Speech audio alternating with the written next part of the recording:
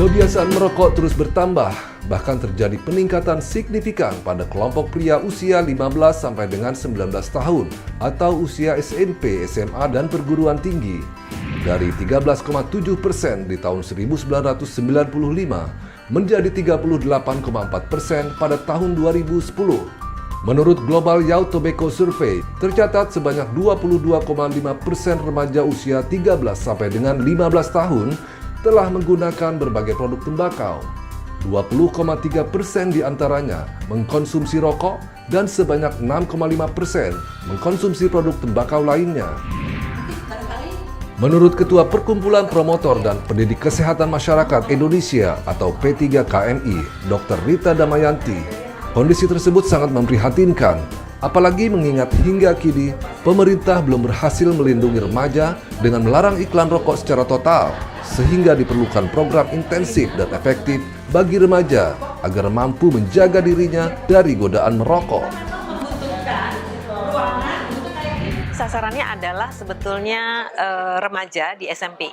Jadi kita akan melatih remaja-remaja, beberapa remaja untuk kemudian menyebarkan tentang bahaya rokok dan bagaimana iklan itu menyesatkan mereka itu kepada teman-teman di kelasnya. Jadi kita melatih 10, tetapi kemudian nanti berbuah lebih banyak lagi karena kalau memberitahu itu lebih enak dengan bahasa remaja dengan remaja, itu sama remaja. Sebetulnya dari pajak penjualan rokok yang diambil oleh negara. Untuk itu, Promosi Kesehatan Dinas Kesehatan Kota Depok bekerja sama dengan P3KMI menggelar training on trainer program promotor kesehatan keren tanpa rokok di sekolah. Dari yang laki-laki, tadi Ibu sudah menyebutkan juga, itu hampir 70% merokok. Benar nggak? Nggak tahu nih laki-laki di sini. Bapak-bapak, boleh dicari? Tahapan awal program ini dilaksanakan pada 24 sampai dengan 25 Agustus 2015 dan dibuka oleh Dr. Gigi Ermawati S. selaku Sekretaris Dinas Kesehatan Kota Depok dan diikuti oleh para pengurus sekolah yang akan memfasilitasi pelaksanaan TOT di sekolah masing-masing. Selain itu, juga diikuti oleh para petugas kesehatan dari puskesmas-puskesmas di Kota Depok. Dan produksi lainnya. Kita sudah tidak bisa membendung dari semua lini bahwa rokok sudah sangat menjadi keresahan isu nasional kita, Ibu. Mudah-mudahan dari adanya kegiatan ini bisa ada relevansinya untuk menjadi hapus hilang asap rokok dan merokok tersebut. Terima kasih atas atensinya, terima kasih atas perhatian Bapak Ibu semuanya, dan kegiatan ini semoga sangat bermanfaat bagi kita semuanya. Dengan mengucap bismillahirrahmanirrahim, promotor kesehatan keren tanpa rokok saya buka.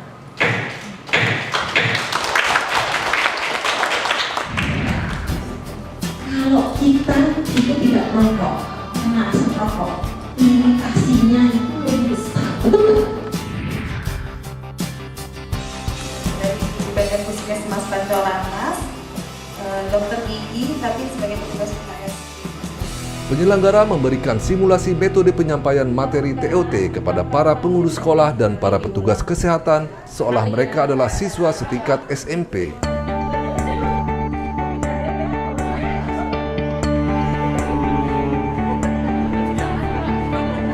Di sekolah ini, kalau tahap yang kedua, itu yang mengerjakan bisa dari puskesmas, bisa dari guru bergabung untuk melaksanakan ini.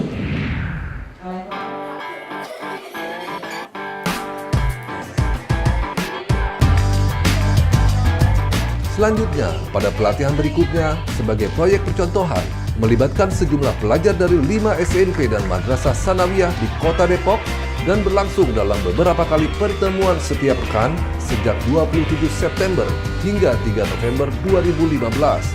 Pelatihan ini mendapat respon serta dukungan yang sangat positif dari pihak sekolah.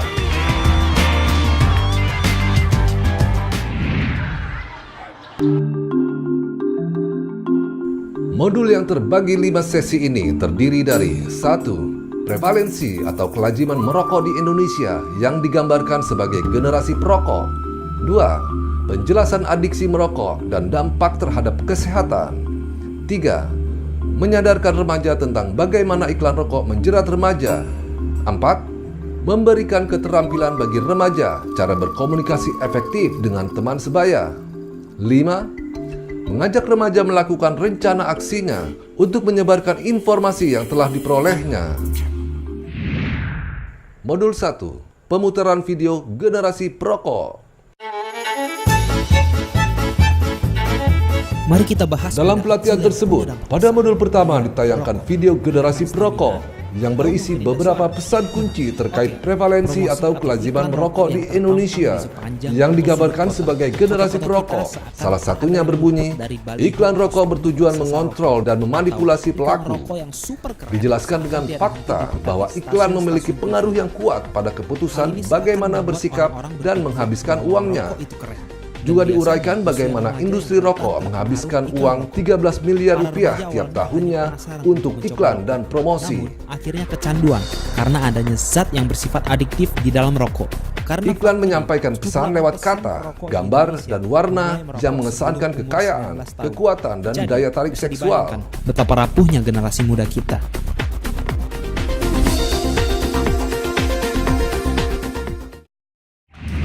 Apa sih yang kalian dapat dari tontonan yang udah kakak tampilin tadi?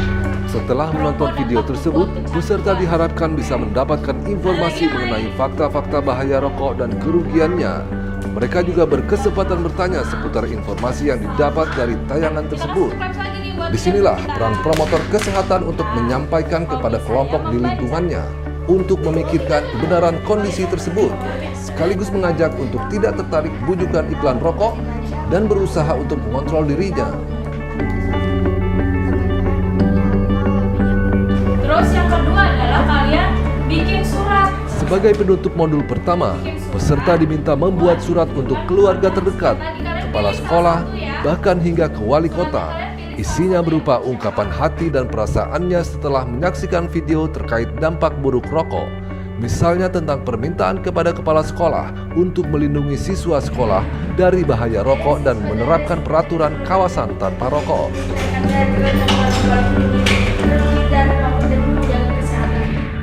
Modul 2. Adiksi berokok dan dampak terhadap kesehatan.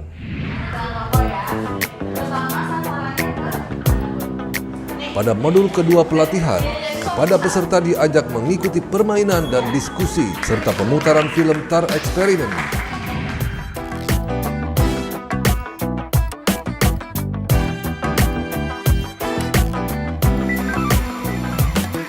Melalui aktivitas tersebut, diharapkan peserta semakin memahami bahwa rokok mengandung racun yang berbahaya bagi kesehatan dan juga memicu munculnya penyakit seperti kanker, serangan jantung, stroke, dan sebagainya.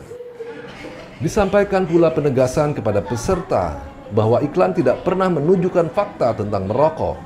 Asbak yang kotor, baju yang berlubang, kena percikan api, gigi yang menguning, batuk, kuku yang kotor, ruangan yang penuh dengan asap, hingga kematian yang disebabkan kanker paru-paru. Sedangkan tugas yang diberikan adalah membuat poster bertema bahaya rokok dengan penuh kreativitas. Peserta juga diminta mencari gambar iklan rokok. Kedua tugas tersebut akan dibahas pada modul ketiga di pertemuan berikutnya. Modul 3. Kesadaran bahwa iklan rokok menjerat remaja.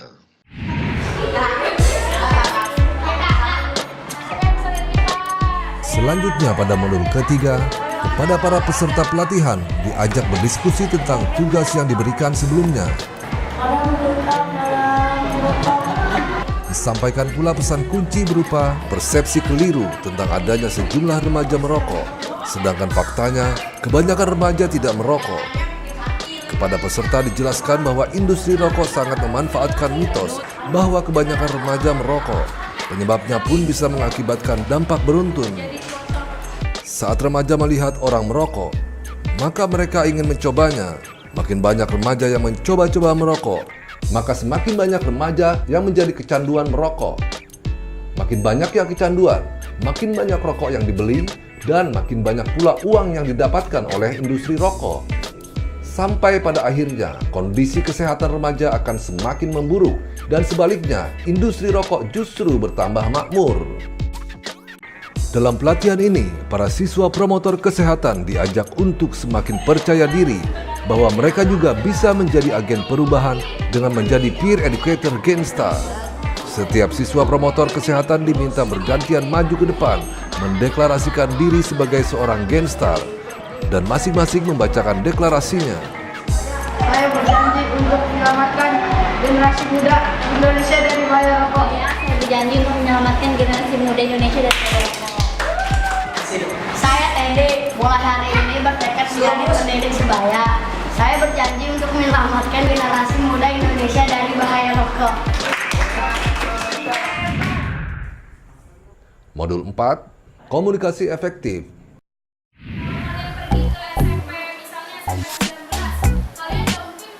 Masuk ke modul keempat, pertemuan diisi dengan aktivitas permainan dan diskusi. Salah satu aktivitas yang menarik adalah permainan 30 detik berharga. Dalam permainan ini, peserta diberi kesempatan untuk berlatih komunikasi efektif dan meningkatkan rasa percaya diri mereka dalam berkomunikasi. Agar lebih efektif, komunikasi dibangun secara interaktif dengan menggunakan bahasa verbal dan non-verbal, termasuk melatih peserta meningkatkan kemampuan berkomunikasi. Dalam pertemuan tersebut disampaikan beberapa penekanan kedudukan remaja sebagai kekuatan sosial positif yang dapat membantu menciptakan masyarakat yang sehat. Di sini dijelaskan bahwa para promotor kesehatan dapat berkontribusi dalam perubahan sosial. Juga ditekankan mereka dapat memulainya dengan mengubah persepsi dan memperbaiki mitos yang selama ini salah tentang merokok. Mereka juga disarankan bahwa apa yang dilakukan tak hanya berhenti sampai di pelatihan ini saja, tetapi ke depannya mereka dapat menjadi kekuatan positif yang besar untuk mengubah ketidakadilan sosial. Dari sini bisa digali apa saja isu atau masalah yang terjadi di lingkungan mereka yang mengganggu, dan apa saja yang bisa mereka lakukan untuk membantu komunitas di tempat tinggal mereka. Modul 5, rencana tindak lanjut.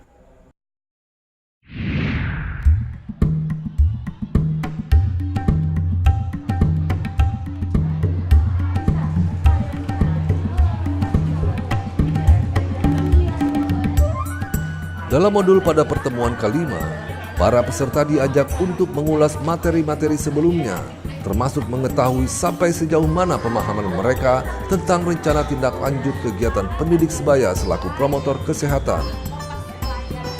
Dalam RTL, para peserta menyusun rencana tindak lanjut kegiatan pendidik sebaya, termasuk menyusun daftar rincian kegiatan RTL yang akan dilaksanakan di kelas masing-masing.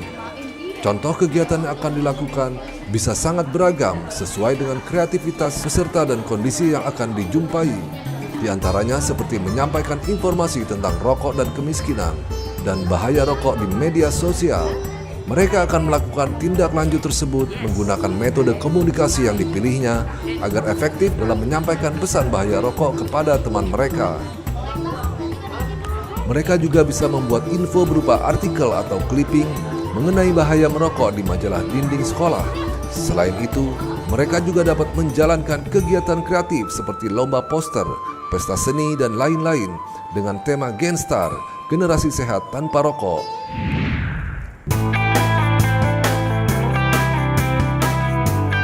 Melalui pelatihan ini, diharapkan peserta akan memiliki pengetahuan yang komprehensif mengenai bahaya rokok dan ancamannya terhadap generasi muda Indonesia. Peserta pelatihan juga diharapkan mampu menyampaikan informasi mengenai bahaya merokok dan dampaknya terhadap kesehatan kepada teman sebayanya dan juga orang lain yang ada di lingkungannya.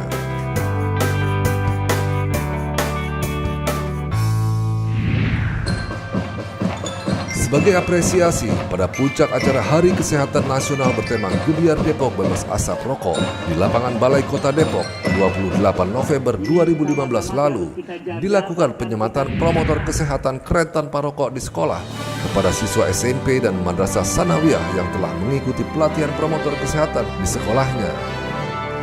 Keberadaan modul pelatihan pendidik sebaya generasi sehat tanpa rokok dan juga pelatihan ini diharapkan bisa menjadi program di sekolah-sekolah untuk mencegah perilaku merokok pada remaja.